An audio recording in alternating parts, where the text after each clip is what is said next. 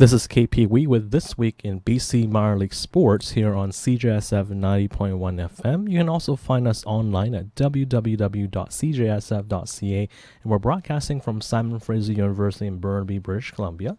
Now, during this program today, we'll recap some baseball action from the Northwest League, which is down to its final 2 weeks in regular season action. If you're looking, for NFL or Major League Baseball opinions, well, I actually have plenty of those, but unfortunately, this is not the show for that. Excuse me. Instead, this is a program about amateur and minor league sports, such as midget hockey or amateur baseball. So I'm going to have to save my opinions about pro sports at the pub with my buddies instead. So no NHL talk, no Major League Baseball, no NFL, no NBA on this program. Instead, what we have here is we will be focusing on Northwest League baseball action here on this CJSF program today.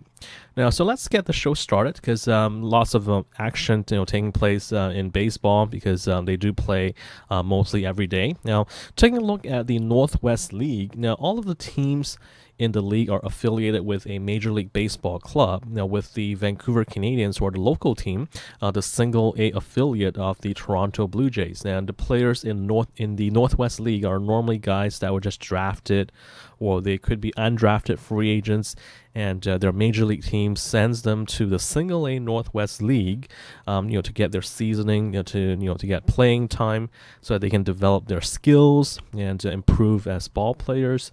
So last year's rosters for each of the teams will not be the same, and there's also a lot of turnover as players get called up to AA or AAA mid-season as they advance through the minor leagues and eventually get into the big leagues.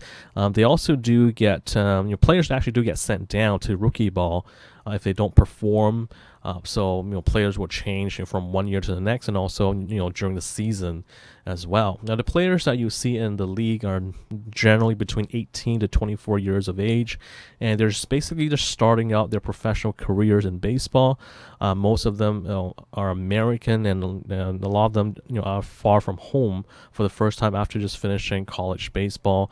In Vancouver, these players live with host families, and it's probably a big adjustment for them because again, a lot of these players come from small towns in the United States. In Vancouver, definitely is a lot different from what they're used to, so definitely special for a lot of these players to play in this league, especially in places like Vancouver, and even I guess in Hillsborough as well, because I guess that's like one of the largest cities in Oregon. So definitely a huge adjustment for a lot of these players that just get sent to the Northwest League. Now let's take a look at the pennant race in the league. We're going into Tuesday night's action. All four teams in the North Division were tied for first place with just under 3 weeks remaining in the season. That's actually simply amazing because with 20 games remaining in the season, in the regular season that is, Vancouver, Everett, Tri-City, and Spokane had identical 8-10 records in the second half of the campaign. So that's 8 wins and 10 losses in the second half for all four teams in this division. Now, Spokane is already in the playoffs because the Indians won the first half. So, Spokane, they don't really need to do much, in the last 2 weeks of the season other than get ready for the postseason. So, if Spokane somehow finishes in first place again in the second half, then the team with the next best overall record in the division throughout the course of the season gets in. And in this case, that would be Vancouver because both Tri-City and Everett had terrible first halves in 2014. But again, 2 weeks left.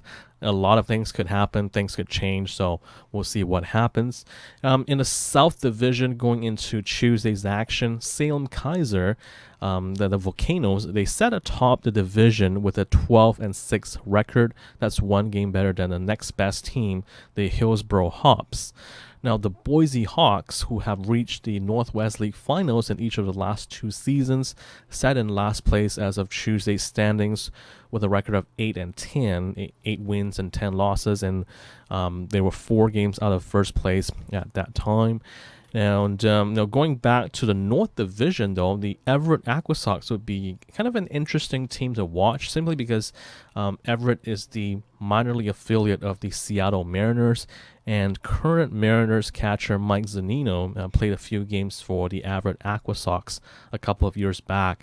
So, a few of the Seattle prospects might start out in Everett before moving up the ladder in the Mariners system. And in fact, Russell Wilson, the Seattle Seahawks quarterback, played for the Colorado Rockies affiliate. I guess that would be Salem Kaiser a couple of years back. So you never know who you're going to see in the Northwest League. Even a guy like Russell Wilson, who is a successful Super Bowl winning quarterback for the NFL Seattle Seahawks, has played in this league before when he was trying out baseball before committing to football. Now, the Aquasox this year, getting back to Everett, the Aquasox this year have been kind of snake bitten. They have a losing record, but they easily could have won a few of those games, and they could be having a huge lead in the second half standings right now. But some things just didn't work out for them during the course of the season. For example, taking a look at the recent road trip in Eugene on July 31st, for instance, Everett scored 6 runs in the ninth inning against the Eugene Emeralds, only to fall short by a 10-9 score. So there's things like that. And then 2 nights after that, they led Eugene 5-3, only to lose 7-6 in the final couple of innings, and they lost by that same 7-6 score the very next day to the Emeralds, blowing a 4-1 lead. So, the Everett Aquasox have been scoring runs, but their pitching hasn't really done the job for the most part. And then finally, they got some pitching in the first game back from a road trip on August the 10th against the Spokane Indians, and 4 Everett pitchers combined to toss 10 shutout innings. But the Aquasox offense just couldn't even get a hit that day. So they ended up losing 3-0 in 11 innings as they got 0 hits on the afternoon against Spokane pitching. Had they gotten a timely hit here and there, maybe the pitching got a big out here or there, maybe the Everett Aquasox might have a winning record right now, and also enjoy a big lead atop the North Division standings. But if you can't do that, then you're bunched up in the standings with the other clubs.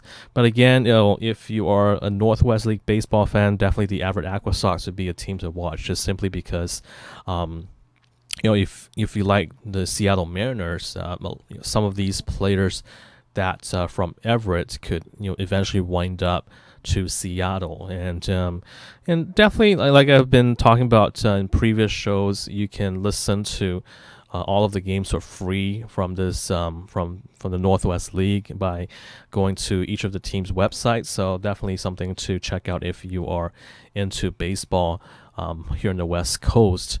Now, as for the Tri-City Dust Devils, another one of the contenders in that North Division, they played the Vancouver Canadians for 6 straight games from August the 7th to August the 12th, with 3 of those contests here in Vancouver. And I was actually in the press box at Nat Bailey Stadium on the game on Sunday the 10th to get an interview with Chris King, the Tri-City play-by-play broadcaster. And that was actually a great game on that day. Tri-City, well, I should say, going in to that series, Tri-City lost 2 of 3 at home to the Canadians, including 11-1 on Saturday night, and then they were delayed getting into Vancouver on Sunday afternoon.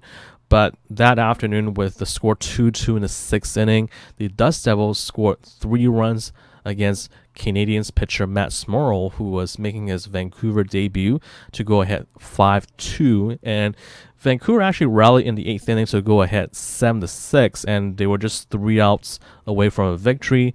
But the Tri-City Dust Devils simply did not quit. Tri-City loaded the bases in the top of the 9th inning with nobody out, and then Josh Fuentes hit a single to left field. The Canadians left fielder bobbled the ball and let it get past him.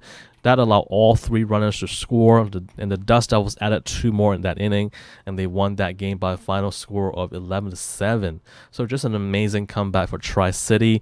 And actually, I spoke with Chris King, the Tri-City play-by-play broadcaster, following the game. We're with Chris King, the play-by-play broadcaster of the Tri-City Dust Devils. Congratulations on an 11-7 victory over the Vancouver Canadians. Thoughts about this game tonight? Boy, it was a pretty exciting game for both teams and a great day here in Vancouver. I know everyone from the Dust Devils always enjoy to come up and play here at Nat Bailey Stadium. And yeah, a very exciting game for the Dust Devils. The team 1-30 when games where they trailed after 8 innings. So the comeback, not something the team has really seen before. And when you factor in today with the no-hitter that Spokane had, now the Dust Devils tied for first. And really that's not a place the team has been since you go back to the 2011 season when they lost to Vancouver, which started that run of 3 straight championships for the Canadians. So, for the Dust Devils, who knows where it goes from here, but a pretty exciting one today for Tri-City.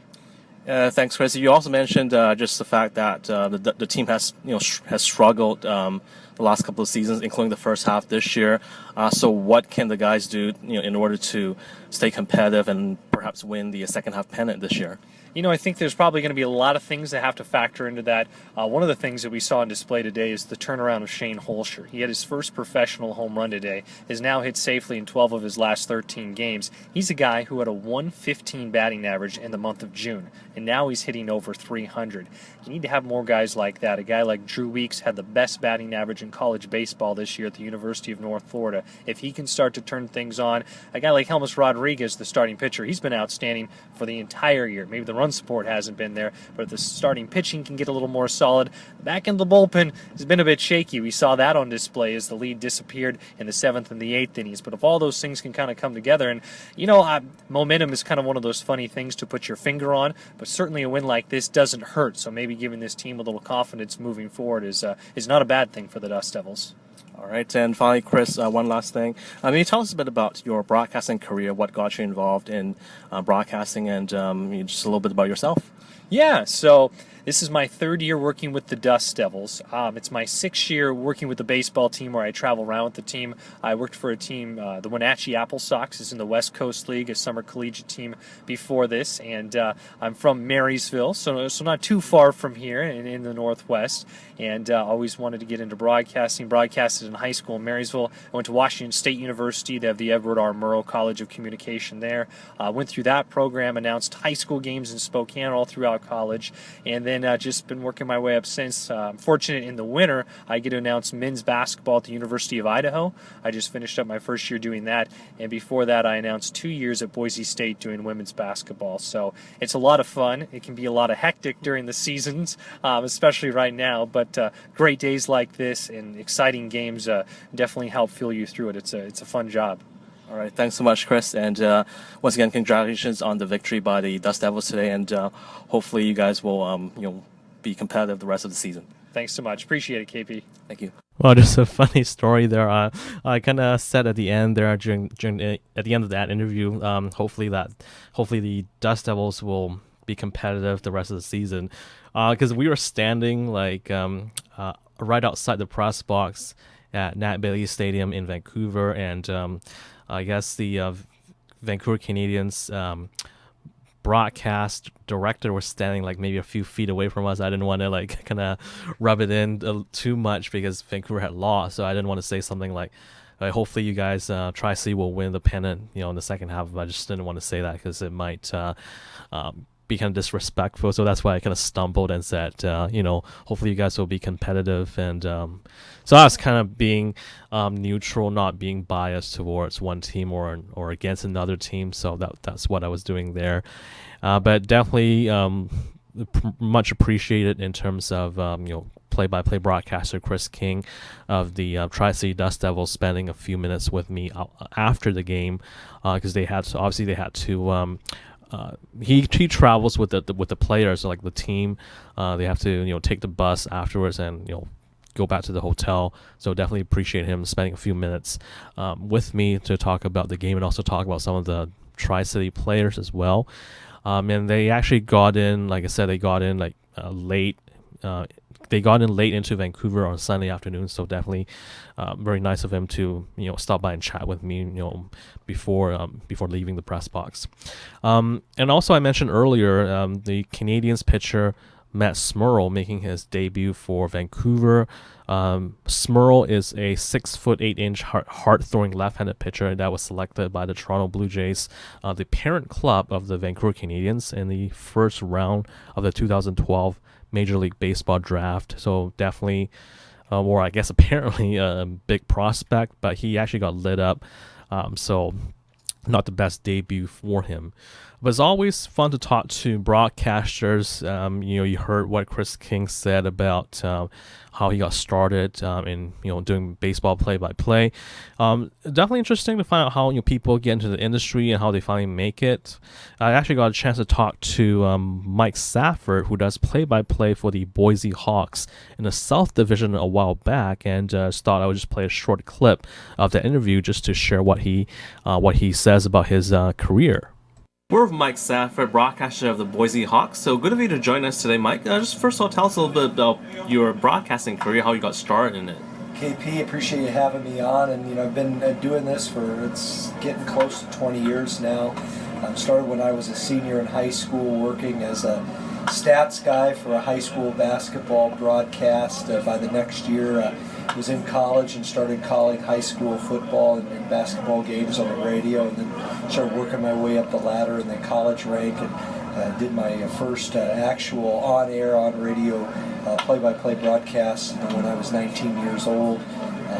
Graduated with a degree in print and broadcast journalism, and got into the sports information field, just basically being a PR guy for college, and continued to broadcast along with that job. And in 2001, when I moved to Idaho, working at College of Idaho there as their PR director, I saw that the job with the Boise Hawks opened. I sent a demo tape, and I'd known their general manager at the time for a while, and he and I sat down, got the job, and been doing it ever since, and really appreciate the memories and the relationships that I've had with the players and the fans and the staff and the coaches over the years. It's been a lifelong experience. Awesome. So that was the Boise Hawks play-by-play broadcaster Mike Safford, and talking about how he got started in broadcasting, and also actually got a chance to talk to Salem Kaiser Volcanoes broadcaster Rob Schreier last season when he was in his first year of broadcasting with the Salem Kaiser Club. Again, it's great to hear success stories such as these. So I'm going to play this short interview that we did, and just to find out how he got his start in the industry and also in the Northwest League. We're with Rob Schreier, broadcaster of the Salem Kaiser Volcanoes. So, Rob, just want to ask you a few questions, if I may. So, what got you involved in broadcasting? Well, I've always loved sports, and I think what's the perfect job about being paid to talk or to be a part of sports, and that's for me, being a broadcaster, the closest thing to playing sports. I was never good enough to make it, obviously, to any kind of college or professional, obviously, level. So this is something I've always wanted to do, and I'm just getting to start here in Salem Kaiser. Now, Salem Kaiser has had a pretty good baseball team the last few years. 3 championships within the last 6-7 years. So what's it like, being here in your first season with the Volcanoes? You definitely know you're stepping into greatness. It's you're expected to have a high level of professionalism. There is a winning attitude here. Top treble horn manager Steve Decker. We've had great managers, have had great players. So to kind of help bring that and continue the tradition, at least from expanding what is Volcanoes Nation, I guess, to everyone around around the country, and especially the players, their families as well. That's a big part of the job, and to keep that tradition alive. Awesome. What's been the highlight so far for you this season? The highlight is just being able to come to the ballpark every day and say, "This is what I do." I'm traveling the Northwest League. This is my first time in the Northwest. Really enjoy the weather, meeting the players, working every day with Tom Trebelhorn. I do a manager's show with him. That has been one of the most underrated elements of this job, and just soaking in all that he has to say and all he has to offer has been great. All right, and what would you say would be the best part about this ballpark here at Volcano Stadium? The ballpark, it's everyone can see. There you can go. You can go down to the bullpen. You can go everywhere. It's kind of laid out. It's not compact. It's very open. You can see the action for anywhere in the stadium. It's a newer ballpark too, and right here in my broadcast position, I look right over the plate, so it's a great vantage point for me too. Thanks, Rob, and good luck tonight. Yeah, thanks. Again, that was Rob Schreier, the Salem Kaiser Volcanoes play-by-play broadcaster, and this interview was conducted last season when I was down in Salem Kaiser, Oregon, to talk to him about his getting his start in broadcasting. And just hearing that interview makes me chuckle a little bit because he mentioned nation, and how certain teams' fan base, they refer to themselves as blah blah blah nation, like Raider Nation or Canucks Nation or whatever nation it is. I think that word is just overused, but so I mean, Rob Schreier did use that word nation, so I kind of get a chuckle out of it when I hear people use that word. But definitely he's talking about like a loyal fan base in Kaiser, Oregon that support the Salem Kaiser Volcanoes. So good for them, to support that team. Now, in terms of this weekend's action, the Vancouver Canadians are playing a huge series beginning tonight against the against the Everett Aquasox. So they're playing the start of a big 3-game series in Everett, beginning tonight at 7:05 p.m. Again, both those two teams are battling for the second half pennant to get a chance to play in the playoffs. So I mean, I know we're in BC and we are in Burnaby, Vancouver, but I don't know if Vancouver is really a home team, but because Everett, they are the minor league affiliate of the Seattle Mariners. Maybe they might be a team that you might root for, but in any event, you can catch that game and the entire series, Vancouver against Everett, on either one of their two official websites. You can either go to the CanadiansBaseball.com website, or you can also go to the Everett Aquasox website as well to listen to the broadcast of the game and also for the entire series. Now, for more information about the Northwest League, you can go to northwestleague.com. That's northwestleague.com to get the latest standings and the complete schedule, and also listen to all of the games that are being played. And for the Vancouver Canadians, obviously you can also check out CanadiansBaseball.com for news and information about Vancouver. And so I just wanted to talk about the Northwest League for this program, and that's it for the Northwest League. And again, this is KP Wee with This Week in BC Minor League Sports on CJSF 90.1 FM. Time for a couple of quick public service announcements. First of all, if you're looking for career advice from experts in an industry that you might be interested in, there is a cool website to check out called 10,000coffees.com, and they have experts from many industries in Canada who have signed up to provide this service to young Canadians who have questions about a career that they're interested in. There are a few of these industry experts from British Columbia, and most of them are from Ontario. You can actually arrange to have coffee with them in person, or do a Skype meeting, or even email, or even do phone conversations with them. You just have to fill out a 2 to 3 question survey and pick out the industry experts that you want to talk to, and of course they can choose to accept or decline. I spoke with an expert from Toronto over the phone. I guess it's been several months back now, and I also just talked to a couple of guys from Vancouver. It's definitely wonderful to pick their brains on some questions I have about certain industries. I mean, it's definitely something to look into if you're looking for career advice. And this service is completely free, so why not take advantage of it if you're unsure about how to get into a certain industry, and you can definitely pick an expert's brain on it. And the lady from Toronto that I spoke with was very nice. She gave me some pointers on how to use YouTube to help with marketing myself, and some other advice as well. One of the guys from Vancouver, he actually gave me some hints about how to properly use LinkedIn, which I actually haven't gotten around to yet. He also told me he's talked to quite a few young Canadians, so far, through 10,000coffees.com, and again, people who are looking to get some information about an industry that they like to get into. Again, definitely there are experts out there waiting or wanting to help out young people with their career path. It's completely free, and again, the website is called 10,000coffees.com.